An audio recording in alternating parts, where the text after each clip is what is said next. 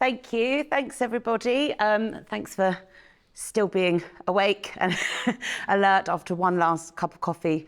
Do appreciate it. I am Annika Hjelmskog, and I'm a postdoc researcher at the University of Glasgow working on the GALLANT programme, which stands for Glasgow as a Living Lab Accelerating Novel Transformation.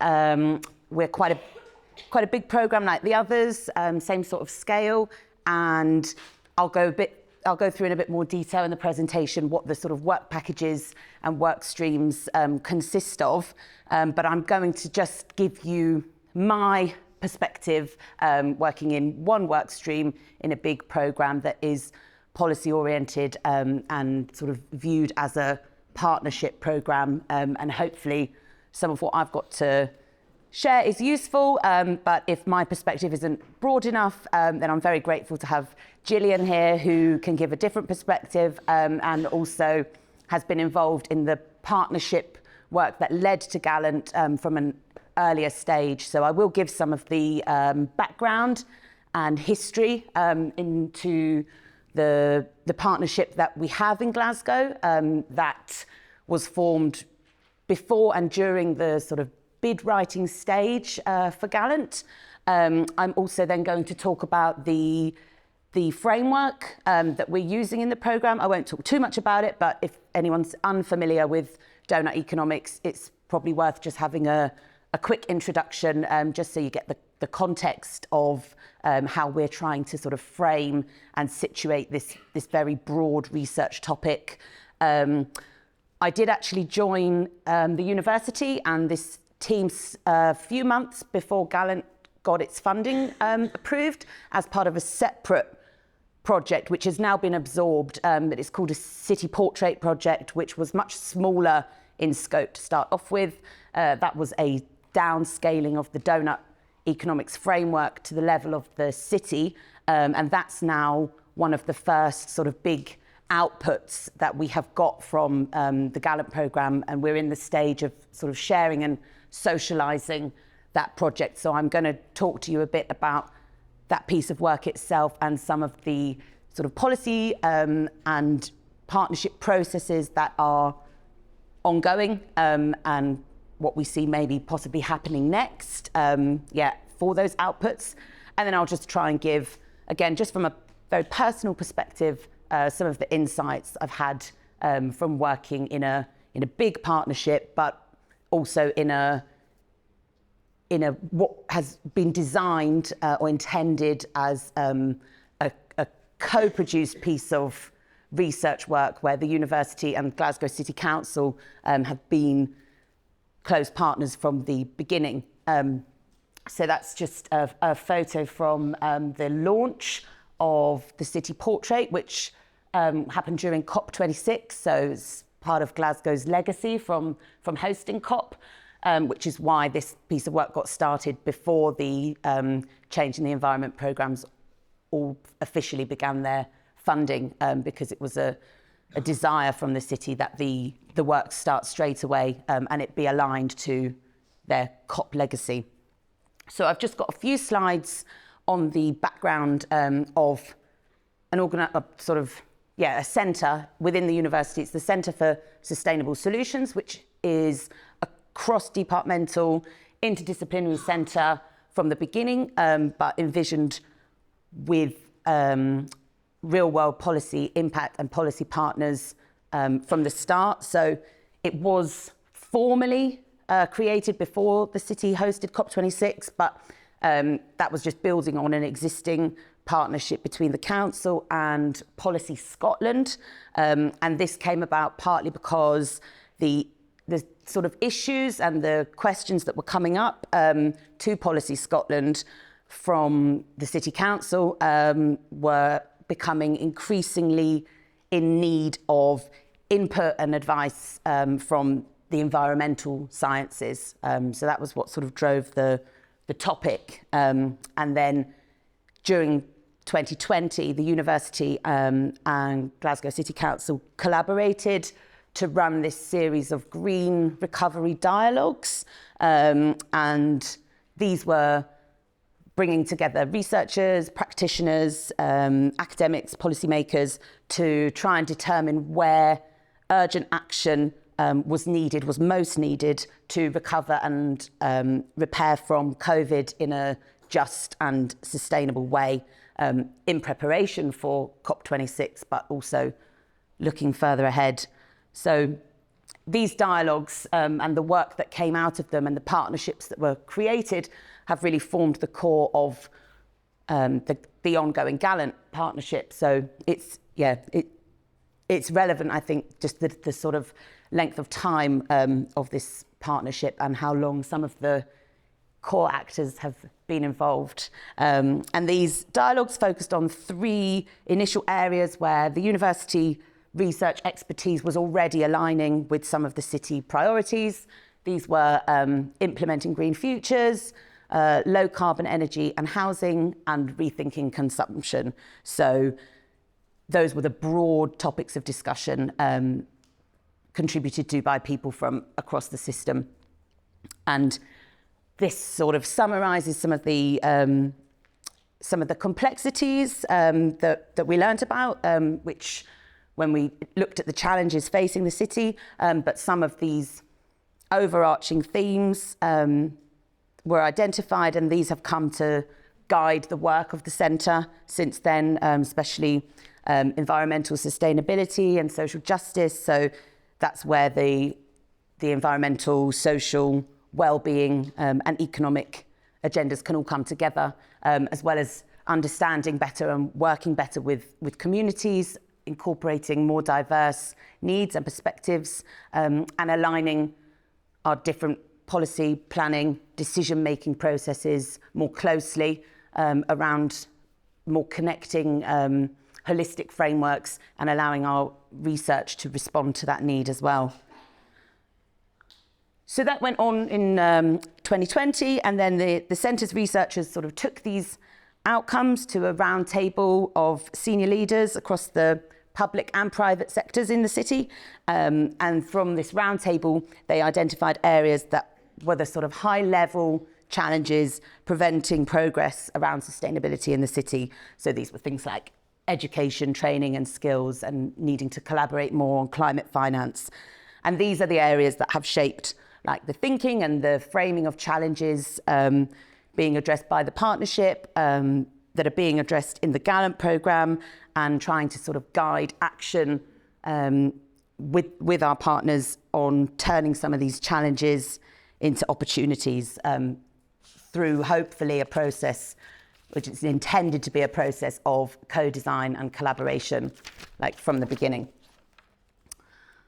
This is, just like some of the other slides we've seen, a quick show of some of the partners. So some familiars, some of them working across all the different Changing the Environment programmes, even though it sounds like maybe we weren't all aware. But GALLANT's built on a large network of organisations. There's 28 partner organisations, and now there are something like 60 researchers, all focused on using this city as a living lab to help Glasgow deliver its climate resilience and net zero targets. So the vision of the programme of GALLANT overall, built on the learning from the Green Recovery Dialogues and based around the work packages that were agreed upon through this collaboration. That vision is to use our cross-disciplinary expertise to try and drive systemic transformation, which hopefully would allow the city to reach a state where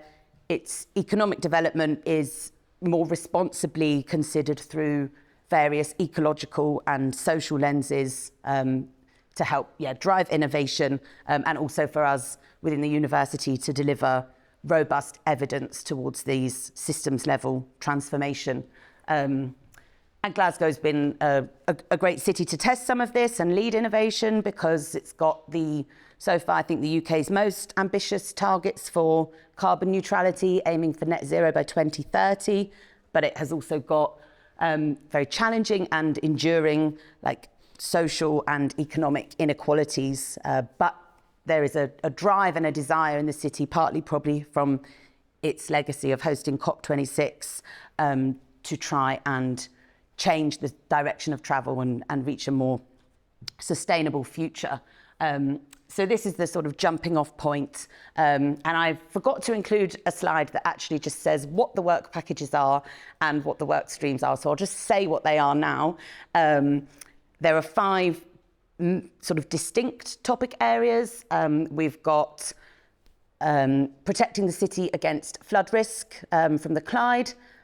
We've got halting and reversing biodiversity loss. We've got regenerating and remediating vacant and derelict land through carbon sequestration. We've got increasing and promoting more active travel. And we have clean community energy. So those are the 5 topics that have a sort of social and ecological focus to them that were decided in partnership with the people that were involved in the Green Recovery Dialogues, so policymakers, practitioners and researchers. And then sitting across the top of those 5, we have 3 overarching work streams. Work stream 1 is whole systems transformation. That's the one that I'm part of. And we're looking at that big picture, trying to see how the bits of the whole research programme fit together, but also then how those pieces fit with that wider goal that Glasgow has set for itself, which is to become a green wellbeing economy, and the goal that all of us have as humanity to try and live on a planet that is not going to destroy us all. So, you know, that's work stream 1. Work stream 2 is community collaboration.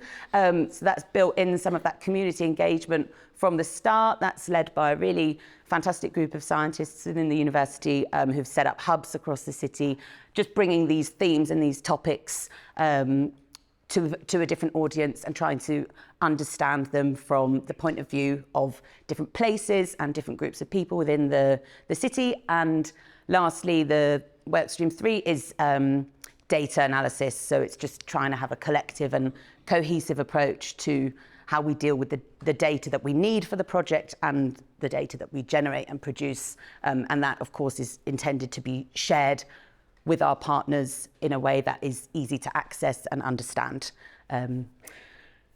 So just to quickly go over the framework that underpins GALLANT, quick show of hands, who knows the donut economics framework? Loads of you, that's great. So I won't go into it in too much detail, but just for the few of you that don't know it, this is a framework for well-being. It's from an economist based here at the University of Oxford. Her name's Kate Rayworth, and it brings together 2 established sets of like well-being metrics, one social and one ecological. So the inside ring of the donut is the social foundation, and these are all the essentials that you need for a good life. And these are based on the Sustainable Development Goals. So everyone needs enough housing, water, food, but we also need things like peace and justice and a political voice. And the idea is that nobody falls in the middle of the donut. You don't have anyone coming in the shortfall. But what often happens and what tends to happen is as societies develop and start to meet more of the material needs of their populations, it comes at a cost to the natural world, and the outer boundary is the 9 planetary boundaries, those Earth system planetary boundaries and tipping points that we can't overshoot without causing irreversible damage. So the danger is that as we get more people over the social foundation, we overshoot planetary boundaries to a degree that makes any social progress completely unsustainable. So the idea is that the safe place to exist and where we should sort of try and stay in balance, in harmony, is this light green circle in the middle. That's the safe and just space for humanity, and that's its aim, is to meet the needs of all people within the means of the living planet. And broadly speaking, this is the framework GALLANT has chosen to adopt. It's one way of looking at or framing the idea of a green well-being economy.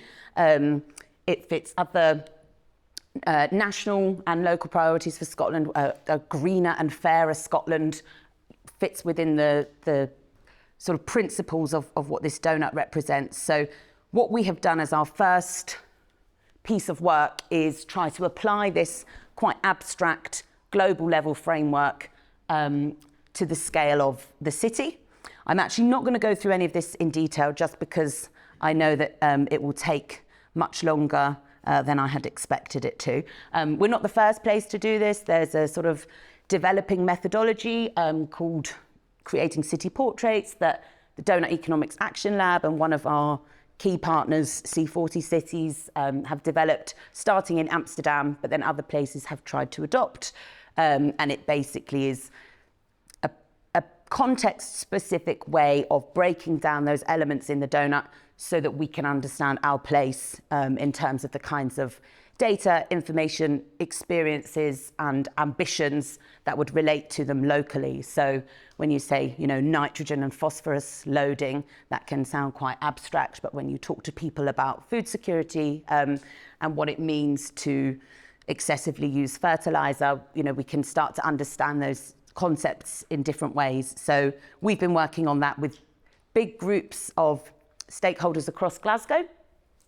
A couple of stages to this work. So we did a sort of desk-based data portrait first, just going through existing city strategies, seeing where there was relevant work already going on to make sure that we weren't missing good work that our partner organisation already had ongoing, and get a sense of if Glasgow was going to define itself in terms of what it would look like to be a thriving place, look like to get into the donut, what some of those things might sound like. And we found lots of really relevant work already going on, but it wasn't always necessarily coming out of the same places within the council, lots of disparate siloed departments like everywhere else. So we tried to sort of collect that information around the donut framework. And then we've had a series of in-person workshops with different groups of stakeholders, city council officers, academic researchers, members of some of our local communities, the elected members of the council, and then a big mixed stakeholder workshop with people from private, public, third sector organisations. So we've really tried to sort of socialise these ideas and understand what they mean for the city, not just from our point of view, trying to interpret publicly available statistics or existing strategy documents, but ask people about these dimensions, from your different perspectives, what does that mean to you? So we've got this set of dimensions now that define a sustainable, hopefully, future for what Glasgow would look like or could look like in terms of what the donut sets out to achieve. So if we were thinking about a socially thriving but ecologically responsible place collectively, what would the whole big picture look like? Which gives us absolutely loads to think about and worry about. But we're using this knowing that not everybody working across the system will have a vested interest in all parts of it. We've got 44 dimensions, but it gives hopefully everybody a way in, and depending on a specific area of your work, there'll be a place in this set of definitions that brings you into that framework, and then we're trying to show where there are a lot of interconnections and crossover between the different goals, and how we can't really achieve our social ambitions without addressing the environmental ones, and vice versa. And we've tried to align this work from the beginning with existing Scottish and Glasgow priorities, which I think in terms of that green wellbeing economy, and just laying that out in a framework that has proved to be quite intuitive in terms of people from many different backgrounds being able to engage with it. That I think by sort of co-agreeing in the beginning what we were going to look at and why it was important has meant that actually most of the engagement that we've done so far, especially because we're in the really positive stage of like vision setting and thinking about what would look great in the future. So far that's been quite well received. But now we're at a point where with our first output and thinking about how it will inform the rest of Gallant and the next stages of priorities for the city, we're trying to think about how we can use the outputs from the portrait to contribute to some of those bigger goals. And we're sort of going through a process at the moment where we've through lots of engagement come up with this broad holistic vision of what a thriving future Glasgow might look like. And there's a lot of high-level political buy-in and support from Glasgow. There has been from the beginning. The project was launched by the leader of the City Council. There is a lot of sort of public support for the ideas behind this framework. But in terms of making that something tangible that maybe people who haven't been involved in it so far then would start to adopt, we're going through a lot of the practicalities of trying to get this adopted at a city council level, where then we'll be almost given the sort of go-ahead to take this work forward and try and work with our partners to discuss, agree, decide on how some of these ideas might become pathways to action. So we've been writing reports, we've been requested to write reports that will go to the right committees, that will be voted on, agreed upon, and that's been a huge learning curve in terms of how we write about this work, what we leave out, what we completely forget, not giving too much, not being too precious when someone says, no one's going to understand that, I'm going to have to rewrite that for you. And that's, that's fine, that's part of the process. And the timings and things, there are committees meeting throughout August now that will be looking at this work, and they need all our reports the day after tomorrow. So it's being aligned, needing to take into account the processes that perhaps are not second nature to us, but that's me getting slightly ahead of myself. Other places doing great stuff, and we're hoping that Glasgow will do similar. So I'm just going to talk a little bit about some of the sort of insights that I have from being part of this big partnership project, although our main partner is the City Council. And Gillian will be much better at giving their perspective, but I can try and give the perspective from an early career researcher on how this has been, and I'll talk a bit about the things that I think are positive, and then a bit about the challenges, and then I think then I'll be finished. So for us, I think, and this project specifically, I think that it is growing and established and already quite long-term partnership. Not long-term, but it's not been pulled together just for the life of this project. It existed already. The project was built around input from the partners that we have. And so there is a natural sort of alignment between the partners that I think only comes from investing time and effort into developing these partnerships. There is a sense, even though it might be slow and strange, that the work will be impactful. It does feel most of the time that a lot of what we're working on, there is a real desire for. We know that it's aligned with existing work and priorities, so it doesn't feel too much, even though we have other challenges, it doesn't feel like we are coming up with research and then going off trying to sell it to our particular policy community. That's inbuilt from the beginning.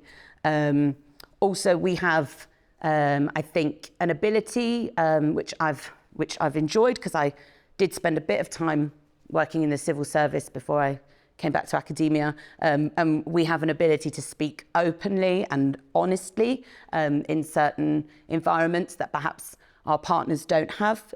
We can be that critical friend and sometimes take advantage of the different position that we have in the room. Not me, because I'm so junior, but other people, colleagues working within the programme have a sort of convening power, able to bring some of those very influential people into a room to talk about difficult issues, where then we can speak openly and honestly about them.